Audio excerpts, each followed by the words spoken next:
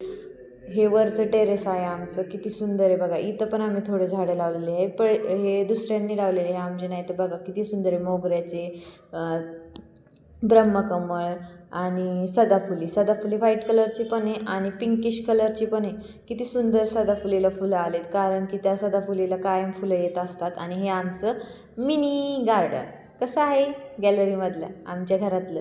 ही चिनी गुलाब आणि मनी प्लॅन्ट लावलेला आहे. मनी प्लॅन्ट लावल्याने आपल्या घरात धनसंपदा येते आणि ते मनी प्लॅन्टचं कायम तोंड हा वरती जाताना असलं पाहिजे. चिनी गुलाब 2 प्रकारचे, व्हाईट कलरचं आणि रेड कलरचं झेंडूचं फूल आहे.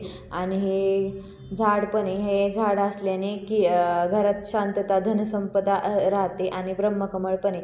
ह्याला आमच्या इकडे ब्रह्मकमळ म्हणतात, तुमच्या इकडे काय म्हणतात ते कमेंटमध्ये सांगा. आणि आम्ही तिथं वाटाण्याचे झाडं पण लावलेलं आहे. वाटाणा टाकला होता, ते उगून आलं आहे. आणि तुळशीचं झाड आहे. आणि वरती पण मी असे बॉटलमध्ये मनी प्लॅन्ट नाही, चिनी गुलाब लावलेला आहे. त्याला बघा सुंदर प्रकारचे फुलं पण आलेले आहे. ते पूर्ण झाकून गेलं, खूप छान दिसतं. वरती पण एका बॉटलमध्ये लावलेलं आहे आणि गॅलरीची शोभा वाढते.